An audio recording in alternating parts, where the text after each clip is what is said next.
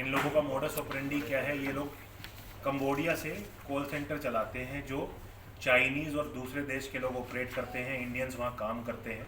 अलग अलग प्रदेशों के जो इंडियंस हैं वो वहाँ पे लोकल लैंग्वेजेस के लिए रखे गए हैं, ये ऑपरेटर हैं। ये लोग शादी.com, अडानी वन और अलग अलग प्लेटफॉर्म के ज़रिए विक्टिम्स को फंसाते हैं। उनको इन्वेस्ट करने का लालच देकर, अधिक रिटर्न का लालच देकर उनके अकाउंट से पैसे लेते हैं, जो फ्रॉड, साइबर फ्रॉड होता है। और जिस गैंग को हमने पकड़ा है, ये गैंग म्यूल अकाउंट ऑपरेटर्स हैं। म्यूल अकाउंट से लोग लोगों से लेते हैं और उनके अकाउंट में ये जो फ्रॉड का पैसा ये डलवाते हैं। इसके एवज में इनको अलग अलग 7 से 9% का मुनाफा मिलता है। उसके अलावा इसी चैनल में ये लोग पैसा काट के वापस कंबोडिया क्रिप्टो करेंसी के जरिए पैसा वापस भेजते हैं, जो कंबोडिया में बैठे हुए साइबर क्रिमिनल्स हैं उनको। तो इसमें हमने 3 लोगों को गिरफ्तार किया है। एक को पहले ही हम गिरफ्तार करके नोटिस पे छोड़ चुके हैं। इसमें हम लोगों ने वलसाड गुजरात से हम इसको गिरफ्तार किए हैं। उसके अलावा 2 राजनांदगांव के निवासी है, शुभम तिवारी और दीपक नरेटी।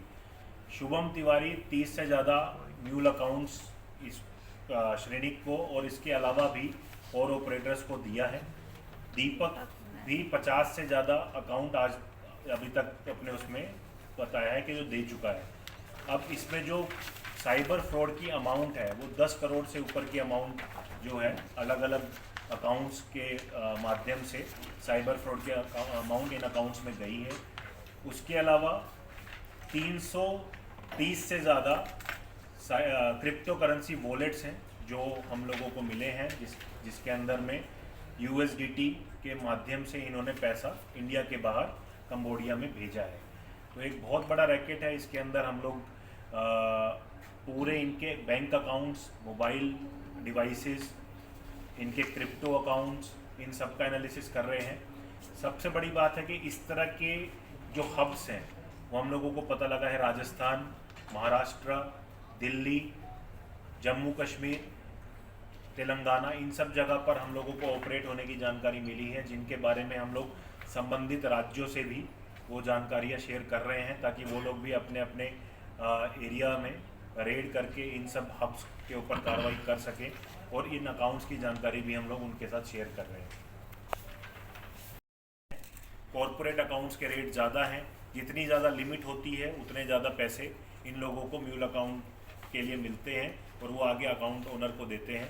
सेविंग जैसे छोटे अकाउंट में भी 30 से 35 हज़ार ये लोग पैसा देते हैं।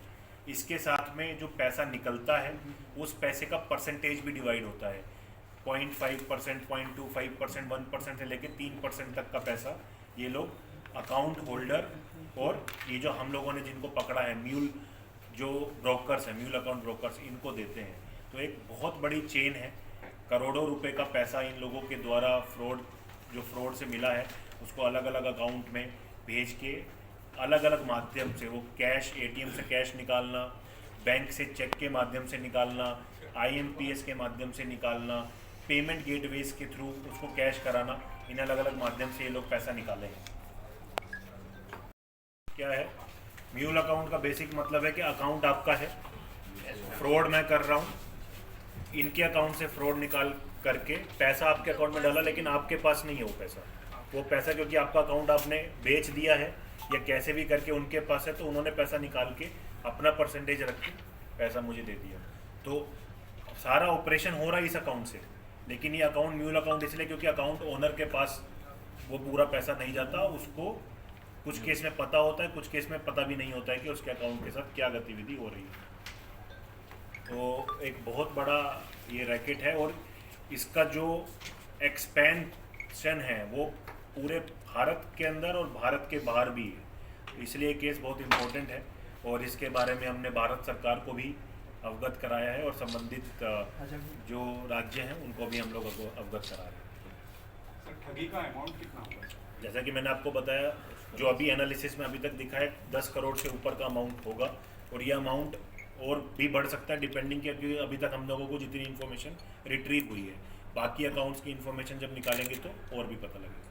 सर रायपुर पुलिस लेकर गई थी कुछ लोगों को पहले साइबर उसमें, और ये जो मामला है कि लगभग एक ही टाइप का है। जो रायपुर पुलिस लेके गई थी वो भी म्यूल अकाउंट होल्डर्स को लेके गई थी। ये वही, ये अलग अलग सेंटर्स हैं। ये जो सेंटर चल रहा था ये कंबोडिया बेस्ड था। जो रायपुर पुलिस लेके गई थी उसका सेंटर दूसरा था, लेकिन मॉडस ऑपरेंडी लगभग सेम है। साइबर क्रिमिनल्स ऑपरेट करते हैं म्यूल अकाउंट्स के थ्रू, वो पूरा पैसा निकालते हैं और फिर उसको वापस जो साइबर फ्रॉडस्टर्स है उनको अलग अलग माध्यम से दिया जाता है। शेयर मार्केट में जो लगाते हैं वही ये अलग अलग माध्यम से चलता है। जैसे आप लोग जानते हैं OTP फ्रॉड से शुरू होता है, फिर जैसे मैंने बताया इस केस में ये लोग इन्वेस्टमेंट फ्रॉड से करते हैं कि इन्वेस्टमेंट के नाम से। शेयर मार्केट भी वैसा ही है कि आपको इतना मुनाफा मिल जाएगा अगर आप इसमें लगाएंगे। बिल्कुल बिल्कुल, बेसिकली इन लोगों का काम है एक अकाउंट से, विक्टिम के अकाउंट से कैसे भी पैसा निकालना और म्यूल अकाउंट में कैसे भी पैसा डाल के और फिर उस म्यूल अकाउंट से उसको कैश निकाल के फिर कैश को क्रिप्टो करेंसी में कन्वर्ट करना। सर बैंक में जैसे हैवी अमाउंट आता है तो होल्ड पर क्यों तो जा रहा है? इनमें से बहुत सारा पैसा होल्ड पे भी गया है। देखिए, ये जो पूरा चेन समझ में आ रहा है, इस चेन को समझने के लिए हम लोगों को NCCRP जो पोर्टल है I4C का, भारत सरकार का, और समन्वय जो पोर्टल है उसके माध्यम से भी हमें बहुत सारी जानकारी मिली है। इनके ही अकाउंट्स में जो 10 से ज़्यादा ऐसे NCCRP पोर्टल की शिकायत ऑलरेडी रजिस्टर्ड है। काफ़ी पैसा इसमें ब्लॉक भी हुआ है। जो अकाउंट्स इन्होंने प्रोवाइड किए हैं उनमें से काफ़ी सारे अकाउंट्स ऑलरेडी ब्लॉक में चल रहे हैं। हम लोग आपको जो बता रहे हैं कि इन लोगों के माध्यम से वो हो रहा था। कुछ अकाउंट में पैसा ब्लॉक हुआ है, कुछ में नहीं हो पाया क्योंकि इन्होंने पहले ही निकाल लिया, कुछ में पार्शियल ब्लॉक हुआ है। तो बहुत सारा पैसा सिस्टम में ब्लॉक भी है जो ऑलरेडी अभी संबंधित स्टेट्स के यहाँ जहाँ जहाँ पे भी हुआ है उनके द्वारा उनके मान्य न्यायालयों में लगाया भी गया है। सर ये कंबोडिया कैसे शामिल हुए इन लोग, किस तरह से? अब जो गुजरात का निवासी है श्रेनिक कुमार, ये खुद भी कंबोडिया भी गया है। इनके दोस्त के माध्यम से इन्होंने शुरू किया ये म्यूल अकाउंट और पूरा जो फ्रॉड्स जो कंबोडिया बेस्ड ऑपरेशन में शामिल होना। इनको जब इंसेंटिव मिलते दिखा, जब इन्होंने पहले शुरू किया बैंक अकाउंट देने से, बैंक अकाउंट देने के एवज में इनको पैसे और परसेंटेज शेयरिंग मिलता था।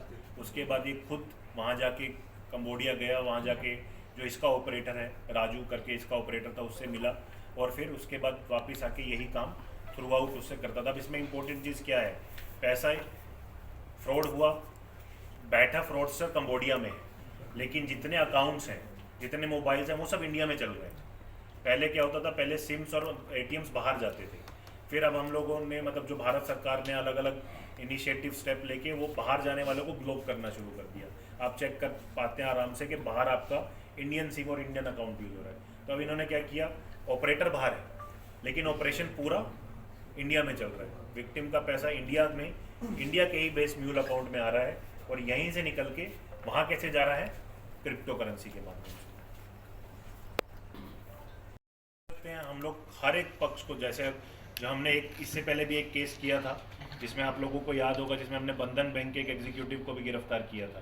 तो नो डाउट जो इस चेन में शामिल होंगे सबके खिलाफ कार्रवाई होगी। सर तीनों कहाँ पकड़ गए हैं? अलग अलग स्थान पे थे?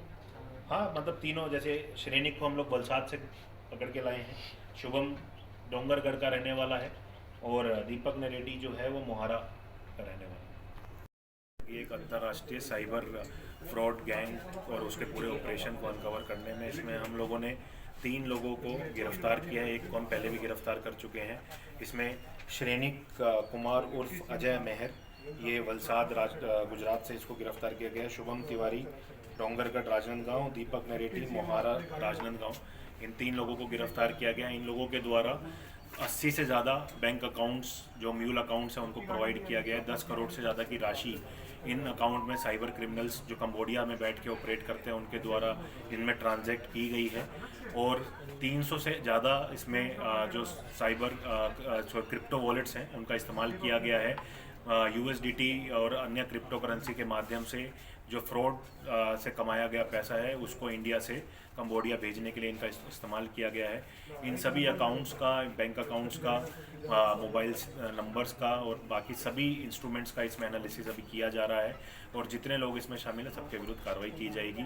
साथ ही साथ इसकी सूचना हम लोगों ने I4C भारत सरकार को भी दे दी है, क्योंकि इंटरनेशनल ऑपरेशन इसमें किया जा रहा है। साथ ही साथ जो विभिन्न राज्य जो इसमें जहाँ पे इनके विक्टिम्स या इनके ऑपरेशन शामिल हैं उनको भी हम जानकारी शेयर कर रहे हैं।